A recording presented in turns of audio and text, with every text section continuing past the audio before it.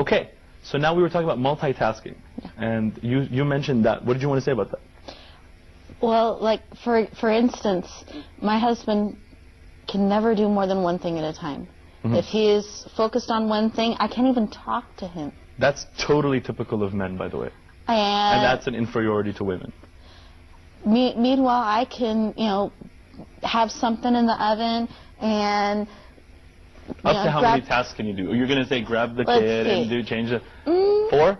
4 or 5? That's again brain wiring. And women are wired to be better than men at multitasking, to actually do more than one thing at a time. That's actually very interesting, because they did this experiment on a BBC documentary where they put headphones on both males and females, and they'd have two different people speak two different words that were very similar but different. Like, for example, March and Mark in both ears.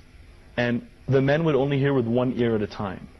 Biologically, we can't hear with both ears at the same time. The women would always hear both words. That's an example of something. Again, where are we going with that? We'll look at it in a minute. But the idea of just having the ability, having different abilities. I'm trying to say that even biology testifies the fact that لَيْسَ الذَّكَرُ كَالْأُنْثَى. The male is not like the female. We are different. We're better than each other at respective things. But just to bring up another point, Wise, there are still women CEOs out there. There's women who aren't just in administrative tasks. There's women who aren't very good as housewives, and men who are probably, maybe even a little bit better doing the housework. Not in all cases, but in some cases. And there's some cases where women may be better in a field of work such as marketing than their husband. And marketing is still a very, very competitive... I agree with you, but I'd say two things to that. You seem to feel administrative tasks are inferior. You still think so. In the tone of your question, you just implied that the administrative tasks were inferior.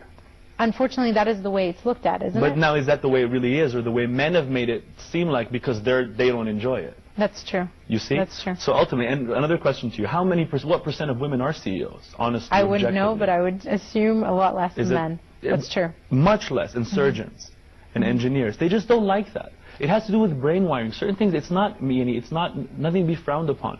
Spatial direction, ability. What's the other name of the book you were mentioning in the break? I said why men can't read maps? No, women can't read maps. Why women, can't read maps, and men don't listen. I think that was it. Exactly, I think so. And again, not all men, not all women, but we're talking about a bell curve here. That was my other point, commenting on your comment. But again, those who can't read maps, whether it's a male but predominantly female, what is it? It's not their fault. There's actually a part in the brain, it's a wiring, that allows you to understand or not understand spatial directions, to hold up an object and rotate it in space.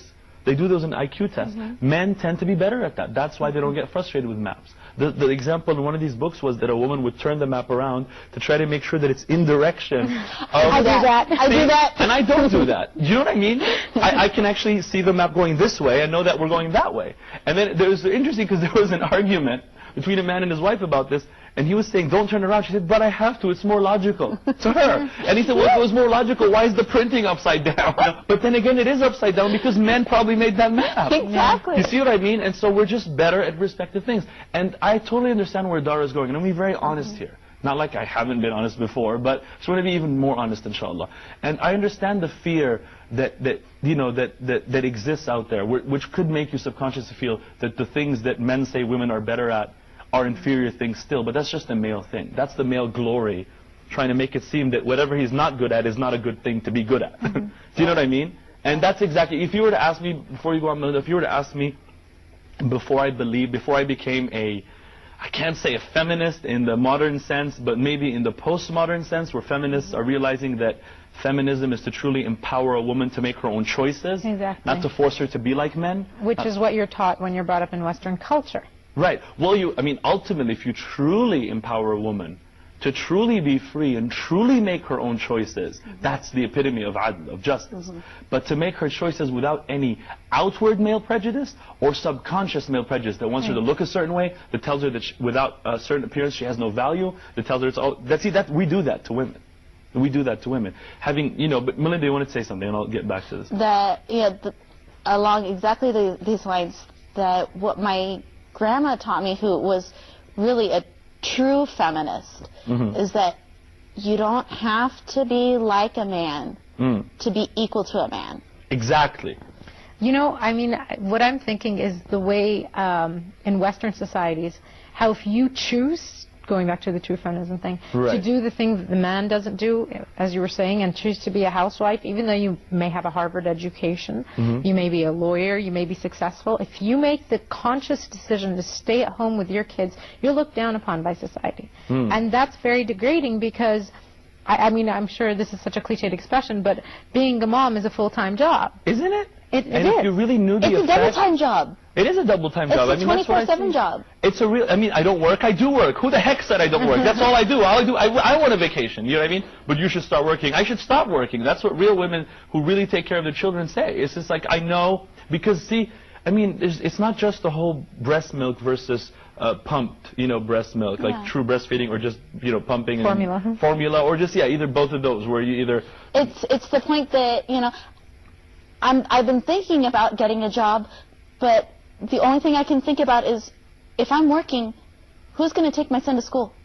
And you feel that you want to do it yourself because of a certain psychological element? I have to. Why? Why do you feel like you have to? Because nobody else can do it the way I can. Oh, see? So she feels, as a mother, she feels the special role she has that she'd be forfeiting and choosing a less important thing, a less priority over that priority. But that's only when you recognize that it's not just milk or formula, it's not just somebody taking to school, it's you taking them to school. There's trauma, there's subconscious trauma, there are things that happen to the children when mothers are not around. And I think that if you truly want to affect the world, bring up the children. I mean, you are, to me, I think women are the most effective gender, you know what I mean, in the world, because they are half the world physically, but then they bring up the other half. There's a verse of Arabic poetry which says, if you teach a woman, it's as if you've taught all of humanity. Absolutely. And having, completely recognized that exact notion, that how effective women are. I really think that what it's about, I mean, if there's anything I'd like to say, we'd like to say in this episode, it's that the men should start respecting women. Women are better than them at a lot of things, right? And they should stop having this false sense of superiority. Women, as you put it, should actually start feeling that they have their own separate feminine identity that's not an outwardly feminine, but actually living according to male standards.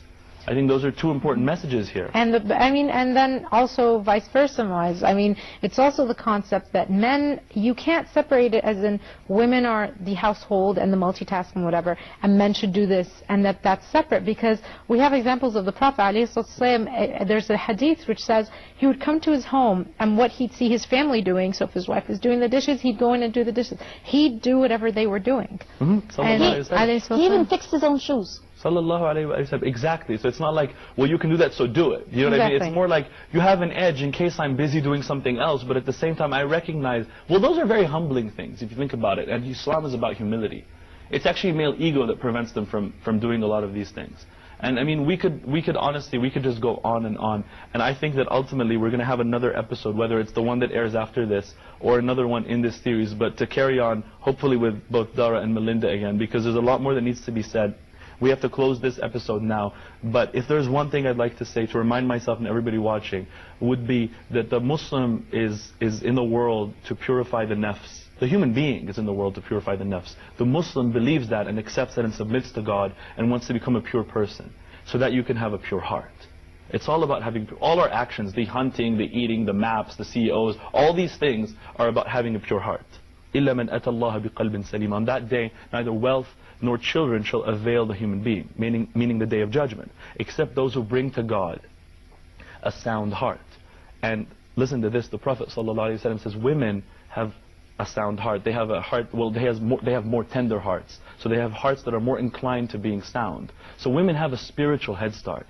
And it is only because of that that males seem to superficially have, to balance it out, a physical head start in the world, whether it's the rationale you're talking about, or all these CEO, which means leader, all these, that means being a leader in the physical world. And a true submitter to Allah subhanahu wa ta'ala wants to be a leader in the spiritual world. May Allah make the men like women who have acknowledged that and become spiritual leaders by nature. May Allah give men the degree of fitrah and a primordial norm that women have by nature. May Allah allow us to be less egotistical as men and more about cooperation and not about competition where it's ego, cooperation where it's actually spirit. May Allah subhanahu wa ta'ala open up our eyes and remove any oppression and any of these misconceptions in the name of Islam. from the hearts of Muslims and the actions of both Muslim men and women, and allow us to enjoy our separate identities so that we complement and complete one another as opposed to have this competition. And I could go on and on, but we are out of time, so we'll see you again in the episode of Stairway to Paradise, and Assalamu alaikum wa rahmatullah.